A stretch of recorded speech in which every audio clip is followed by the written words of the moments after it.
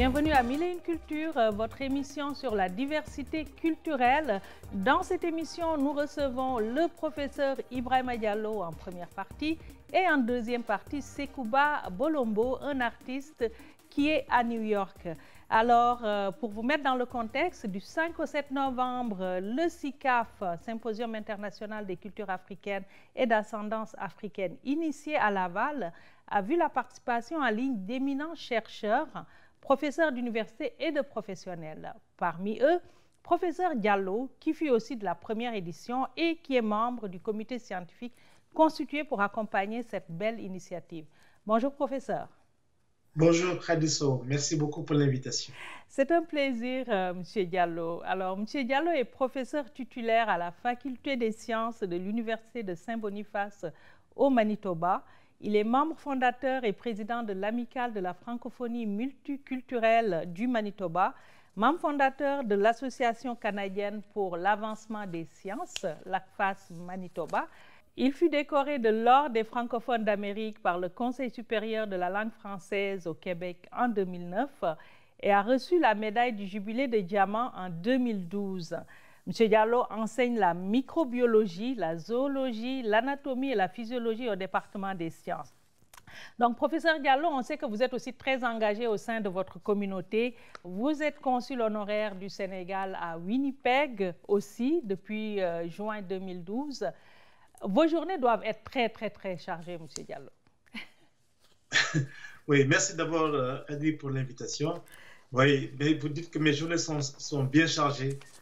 C'est parce que quand on fait des choses que l'on aime, le temps passe très vite aussi. Et donc, c'est tout un plaisir d'avoir l'occasion de faire des choses très différentes et de ne pas sombrer dans la monotonie, si vous voulez. Voilà. Mais qu'est-ce qui vous motive, en fait? C'est quoi le frein et c'est le moteur plutôt qu'il y a derrière tout ça? Et si vous voulez qu'on retienne une ou deux choses de vous, ce serait quoi? Alors, moi, je dois vous dire que je m'intéresse à beaucoup de choses. Je crois que c'est ça aussi qui me motive. Et je suis très passionné par les choses que je fais. Et j'aime aussi faire des choses très variées et ne pas être cantonné dans une discipline particulière de par ma formation, mais aussi de m'intéresser aussi beaucoup à la communauté dans laquelle je vis. Et c'est ça un élément que je trouve important. L'autre aspect de votre question, c'est de savoir un peu qu'est-ce qu'on devrait retenir de moi. C'est que moi, d'abord, je suis un individu très ordinaire, je dois vous le dire. Et aussi, je dois vous dire que je suis une personne qui s'intéresse à une variété d'éléments, qu'il s'agisse des sciences, qu'il s'agisse de l'immigration, qu'il s'agisse de la francophonie canadienne, nationale, provinciale, internationale. Eh bien, je m'intéresse à tous ces enjeux-là et je pense que c'est une bonne façon de s'occuper, si vous voulez. Voilà. Parlant de la francophonie d'ailleurs, où vous êtes vraiment très impliqué, vous avez une communauté francophone au Manitoba que vous avez aidé à grandir. C'est quoi l'état des lieux? Comment elle se porte, la francophonie manitobaine? Comment la francophonie manitobaine se porte? Eh bien, elle se porte très bien. Je pense que c'est très important aussi de signaler que cette francophonie, à travers le temps, a beaucoup évolué parce que le Manitoba, il ne faut pas l'oublier, est entré dans la Confédération canadienne en 1870 à cause, en grande partie, par un francophone qu'on appelait Louis Riel, qui est le père fondateur du Manitoba, tel qu'on le connaît. Et à l'époque, c'était bilingue. Il y avait toutes les lois étaient traduites dans les deux langues dans les années 60-70. Après l'épisode de Riel, il y a eu aussi des mouvements, il y a eu des transformations de la communauté qui ont fait que de plus en plus l'anglophonie a pris le dessus. Des lois ont été votées pour supprimer l'enseignement du français dans les langues, dans les écoles. Et les gens ont dû aller dans des écoles privées pour pouvoir enseigner le français ou dans les églises pour apprendre le français. Et progressivement, donc, ces lois-là aussi ont été invalidées et progressivement, les Manitobains se sont mis à retrouver leur langue. Et c'est ça aussi. Donc, on est passé d'un stade de survie du français à une phase de vie en français. Et maintenant, on passe à une phase d'épanouissement du français, de la francophonie, exactement. Voilà, d'où la francophonie multiculturelle, parce que ça s'est rajouté à l'appellation de la francophonie au Manitoba. Voilà, parce Oui. que aussi avec l'évolution, les Français, les francophones qui n'avaient pas, qui avaient perdu leurs droits, ils ont récupéré leurs droits. Maintenant, il fallait aller à une autre phase qui est l'agrandissement de l'espace francophone. Autrement dit, toutes les personnes qui avaient été assimilées, qui sont des ayants droit, qui voulaient revenir à la francophonie, c'était une dimension très particulière. Il y a aussi tous ces anglophones qui se sont mariés à des francophones, dont les enfants, en fait, appartiennent aux deux communautés linguistiques. Il fallait faire un pas là-dessus. Et il y avait l'immigration. Voilà. Donc, c'est devenu maintenant une sorte d'ouverture qui permet justement de mettre en place des dispositions pour accueillir des francophones de tous les pays du monde. Voilà. Et actuellement, quels sont les enjeux dans cette phase d'épanouissement et est-ce que vous voyez une solidarité agissante avec le Québec et les minorités francophones ailleurs au Canada, mettons les minorités francophones en Ontario, en Alberta ou au Nouveau-Brunswick? Est-ce qu'il y a des liens et puis une solidarité quelque part? Oui. Là aussi, les liens avec le Québec et les autres provinces francophones qu'on trouve, les autres provinces où il y a des francophones, ce qu'on appelait à l'époque les francophones hors Québec, ont quand même suivi toutes sortes d'évolutions. Pas toujours dans le sens d'une solidarité. Parce que quand le Québec s'est déclaré Québec, puis les autres se sont débrouillés, parce qu'avant les Québécois faisaient partie aussi des Canadiens français. Maintenant, c'était pas une appellation, c'est une appellation qui a changé dans les années 1965-66, je crois. Et tous les autres se sont positionnés. Il y a des Franco-Manitobains, il y a des Acadiens, il y a des Français, etc. Mais maintenant, on voit qu'il y a un retour du Québec dans le giron de la francophonie canadienne. Et ça, c'est une très, très bonne nouvelle. Les gens apprennent à retravailler ensemble. Et ça, je voulais quand même le signaler, bien que ce soit bien peut-être compris aussi au Québec. C'est pas juste pour parler à Mme Bombardier, là, je lui dis bonjour, mais je pense que c'est très, très, très important de montrer un peu cette solidarité qui se fait à travers toutes sortes d'activités culturelles, scientifiques, etc., etc. Je pense que j'ai jamais vu, en tout cas, un tel rapprochement depuis les 35 dernières années que je vis ici. Et c'est très, très, très encourageant. Voilà. Je pense que Mme Bombardier a dû irriter beaucoup de francophones hors Québec. Pour revenir au Manitoba et à votre implication, vous avez été aussi impliqué dans la mise sur pied du musée canadien des droits des personnes. Des droits de la personne. Des droits de la personne, voilà. Oui. Donc, toute une aventure. Puis vous faites partie des gens du comité qui a mis ça en place. Oui, on est un comité aviseur de 12 personnes à travers le Canada pour un peu conseiller le directeur général de l'époque, le CEO et autres, sur le contenu du musée. Parce qu'on parle ici d'un musée pour les droits de la personne. Pas un musée des droits, mais pour les droits. Pour les droits. Et dans cet échiquier-là, il fallait savoir qu'est-ce qu'on devrait dire dans ce musée-là. Et vous savez que le musée est situé quand même sur une place qu'on appelle la Fourche, qui était un point où il y a plus de 7000 ans, il y avait des autochtones qui se rassemblaient là-bas. Donc, ce sont les premiers habitants de ce pays. Et je pense qu'il fallait donner beaucoup d'importance aussi dès la porte d'entrée aux autochtones. Les autres sont venus. Les autres sont venus. Bon, 1492 aussi, ça a été un élément marquant. Après la fameuse découverte des Amériques, et puis là, la colonisation, et maintenant la mise en valeur de l'Amérique et des Caraïbes, ça c'était tous les aspects qui concernaient finalement l'arrivée de ceux qui n'ont pas toujours souhaité venir par eux-mêmes, l'esclavage. Et je me suis dit, bon, à l'époque, j'avais beaucoup aussi travaillé sur ça, pour s'assurer que le sort des Africains ne soit pas oublié. Parce que ce sont ces deux nations qui ont eu vraiment un grand retentissement avec la découverte de l'Amérique, les autochtones, les Africains, à travers les États-Unis et les Caraïbes. Les Caraïbes, voilà. Donc, deux communautés fortement représentées dans les activités, puis tout ce qui se passe au musée pour les droits de la personne. Parlant de droits de personne, parlant de liberté académique, l'affaire de l'Université d'Ottawa semble s'être invitée chez vous, hein?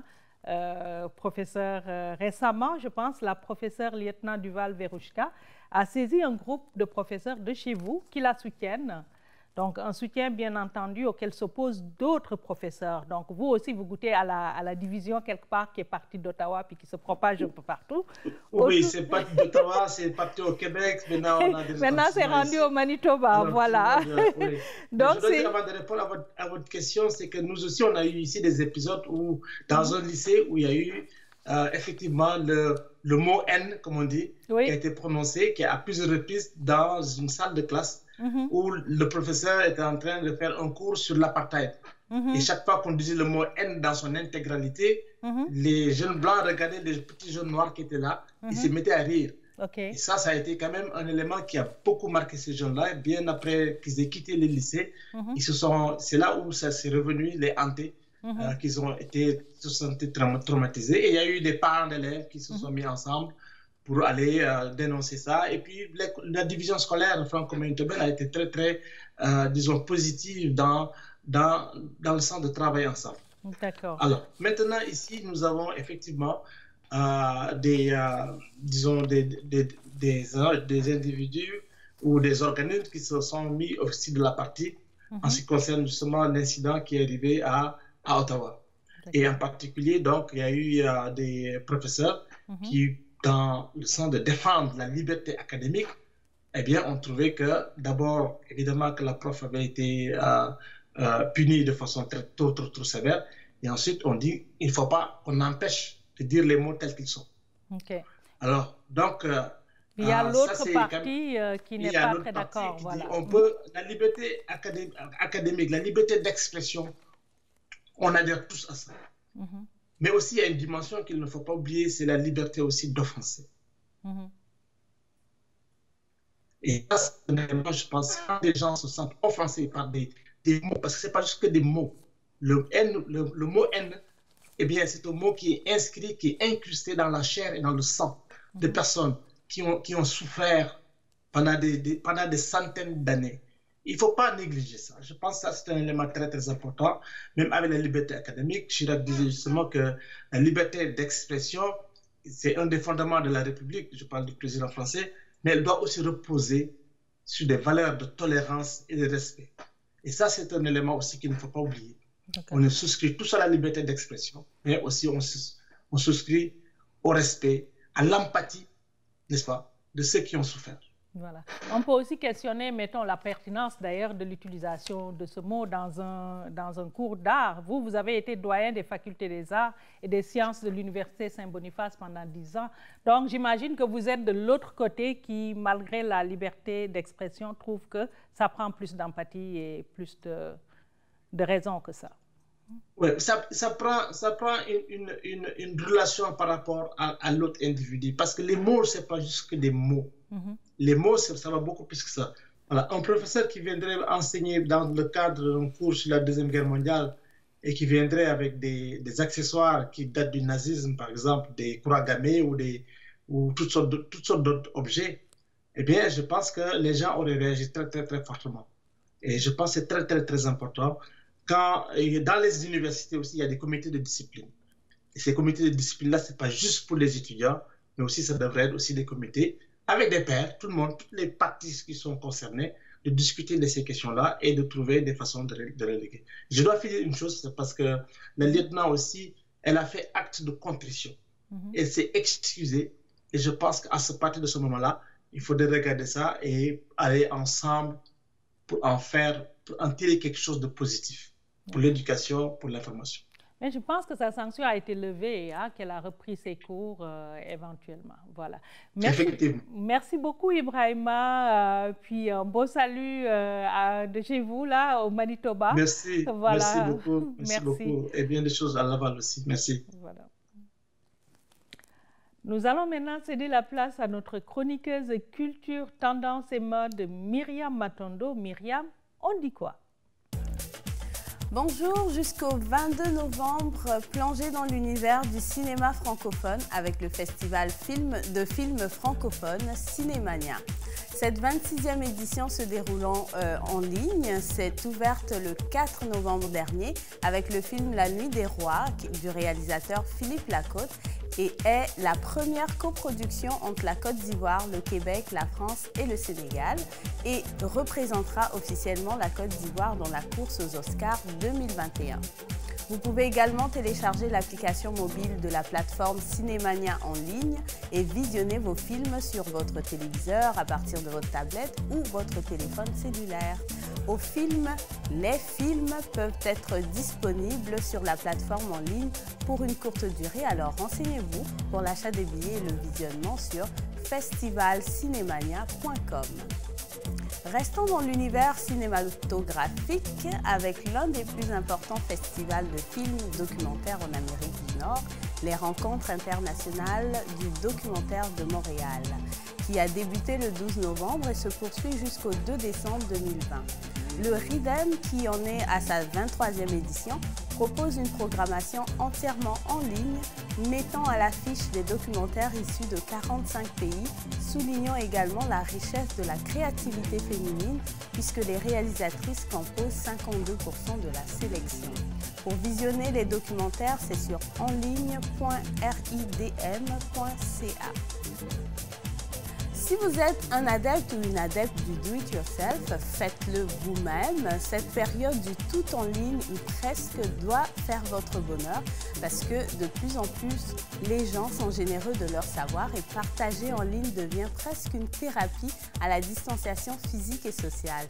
Une autre façon de connecter avec les autres personnes différemment. Je vous propose quelques événements en ligne de fabrication artisanale ou de confection maison. Par exemple, la fabrication de pellicules alimentaires réutilisables organisée par Il y a quelqu'un l'autre bord du mur, un organisme d'intervention sociale et environnementale, le 26 novembre. Toutes les informations sont sur leur page Facebook. Cuisiner avec les huiles essentielles, c'est sur l'utilisation des huiles essentielles en cuisine et en mixologie. Ça, c'est le 24 novembre et toutes les informations sont sur eventbrite.com. Des ateliers de fabrication de produits cosmétiques et ménagers, vous les trouverez chez coopcoco.ca par exemple, ou encore la fabrication de fromage maison sur atelier au pluriel fromager au pluriel.com. Par exemple, si vous voulez faire votre fromage en grains ou du camembert maison, il y a plein de possibilités. Dans la deuxième partie de cette émission, nous allons rejoindre un artiste qui est à New York, Sekouba Bolomba, un musicien ivoirien au style roots reggae jamaïcain des années 70. Il combine un mélange éclectique de rythmes ouest-africains traditionnels qu'on appelle bolomba, d'ailleurs d'où son nom, qui utilise des tambours djembé et des balafons. C'est pas n'importe qui dans le paysage musical ouest-africain. C'est le petit frère du grand Ismaël Isaac. Je pense que tous les amoureux de reggae en Afrique de l'Ouest et ailleurs dans le monde connaissent Ismaël Isaac. Mais Bolomba fait son chemin tout seul dans la musique. Il a été sacré meilleur artiste reggae de la diaspora lors des Reggae Music Awards. Sekouba est naturellement influencé par son frère, Ismaël Isaac, et ses pères spirituels, Alpha Blondy, Lucky Dubé et Bob Marley, en plus d'une autre pléiade d'artistes reggae et dancehall, nous dit-il. Il a foulé la scène de prestigieux festivals autour du globe, en Allemagne, en Suisse, en Israël, aux États-Unis, au Canada et en Afrique de l'Ouest, au Mali. Cette année, il a fait partie du programme 2020 du festival Nuit d'Afrique. Donc, depuis New York, bonjour Sekouba. Bonjour. Voilà, c'est un plaisir de vous avoir. Et comme je l'ai dit, vous êtes tombé dans la soupe là, avec le grand frère qui faisait de la musique. Vous y êtes venu très tôt. Racontez-nous un peu comment cela s'est fait. Oui, merci beaucoup de m'accepter à votre émission. Je suis vraiment content d'être en direct avec vous. Donc, moi, je suis venu dans la musique. Je ne savais même pas que j'allais être musicien. D'accord. Parce que c'était dans le sang. J'ai commencé à composer la musique très jeune et chanter ces chansons, les chansons d'Alpha. J'ai même composé pour un ami, Babou Chico. Donc, je me disais que je veux quand même être un compositeur et pas chanteur. Et j'ai croisé un ami, Oscar, qui est arrangeur en coin. Et il m'a dit, mais tu composes bien, tu chantes bien, pourquoi ne pas chanter? Donc, c'est lui qui m'a encouragé. Et j'ai commencé comme ça un peu, jusqu'à ce que je fais sortir, j'appelle ça l'apprentissage de mon album I'm So Glad en 2004. D'accord. J'ai sorti en 2004 je cherchais toujours mon propre style à moi. D'accord. Je voulais pas trop ressembler à le grand frère. C'est comme si j'écoutais les gens, quoi, tu vois, mais je devrais quand même voir les enfants de Marley, c'est la même chose, tu vois. Et ça m'a pris du temps, et 2010, que j'ai vraiment retrouvé mon style à moi, et je suis resté là-dessus. Voilà. Votre style que vous définissez comment, en fait? Donc, vous basez sur les percussions, si je comprends bien.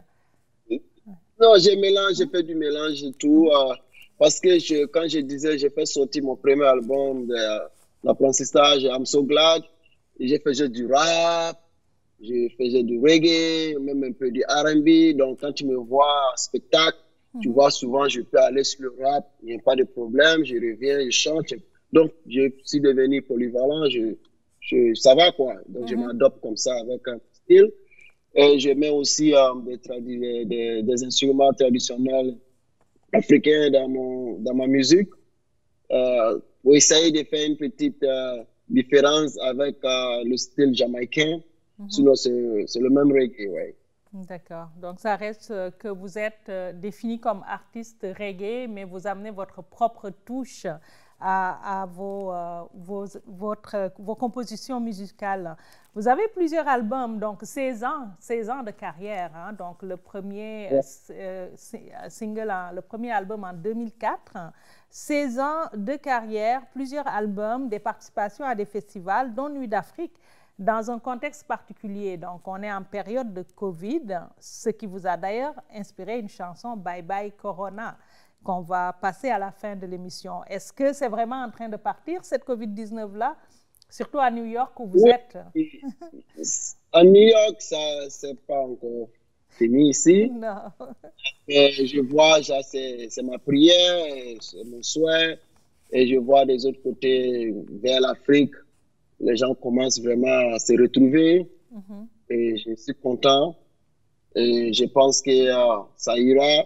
Mais il faut qu'on suive ce que les docteurs vont nous dire de faire, les masques, les 6 mètres de distance. Il faut qu'on pratique. Si on pratique, je pense que ça ira.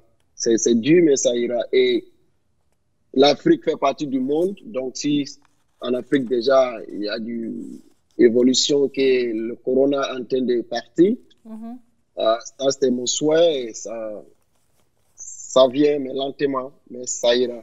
D'accord. En tout cas, vous en avez fait une belle chanson de prévention aussi pour sensibiliser les gens. On ne va pas se quitter sans parler de la Côte d'Ivoire, votre pays d'origine, la Côte d'Ivoire qui connaît des troubles actuellement avec la réélection d'Alassane Ouattara à 96%. Qu'est-ce que ça vous inspire? Comment vous vivez ça, vous? Bon, nous, on fait du reggae. Je ne suis pas politicien, mais je ne suis pas aussi un artiste engagé comme Alpha, le grand Ninja. Oui. Lui, je ne peux pas dire qu'il est engagé, il a sa manière de toucher et tu sais de qui il parle, mais en douce. Donc, moi, je pense que les politiciens devraient se calmer et ils sont tous âgés. Ils devraient quand même préparer la relève. Ils n'ont qu'à s'attendre parce que je suis un peu. Alassane avait dit si Bédié ne se présente pas, je ne me présente pas. Si on a qu'à laisser la place aux enfants. Bon, si c'est moi qui est à la place de Bédié, et quand Go Koulibaly est décédé, j'ai dit ok, moi je ne me présente pas. Si vraiment Alassane, je veux aller contre lui, c'était une manière de le casser. Tu dis je ne me présente pas. Tu dis si je ne me présente pas, tu ne te présentes pas. Donc moi je me retire. Voilà, puis il a obligé de ne pas venir. Donc yeux du monde entier, il allait t'obliger, il ne pouvait pas. Mais tu as tiré avec lui, tu sais que si tu vas avec lui, il va gagner no matter what, mais si c'est quoi. Mais vraiment, j'ai pris pour mon pays et j'ai même fait une chanson, J'aime la Côte d'Ivoire avec Matt, avec Miracle Avion en Côte d'Ivoire. Tu vois, mais voilà. c'est mon pays, ça me fait. Ouais. Voilà, en tout cas, on espère que ça va se calmer en Côte d'Ivoire, puis que les gens vont pouvoir vivre en paix. Et nous, on va se quitter sur cette musique de prévention qui, j'espère, va être prémonitoire. Bye bye Corona, cette maladie pour qu'elle nous quitte, cette pandémie. Voilà. Amen. Mes frères Ivoiriens, mes sœurs Ivoiriennes, unissons-nous, donnons-nous la main. Le pays nous appelle. On veut la paix en Côte d'Ivoire. Et j'espère que ça ira. Et encore, on a un autre problème dans le monde entier qui est le coronavirus. Et j'ai pris aussi pour ça, avec ma chanson Bye Bye Corona. Un jour viendra, on dira tous Bye Bye Corona. Merci beaucoup, Kadi.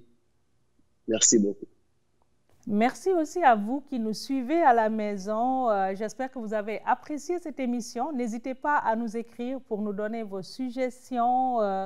Si vous voulez participer à l'émission aussi, écrivez à info@tvrl.ca. Puis on vous dit à la semaine prochaine. Sing it with me. Freedom. Let's go.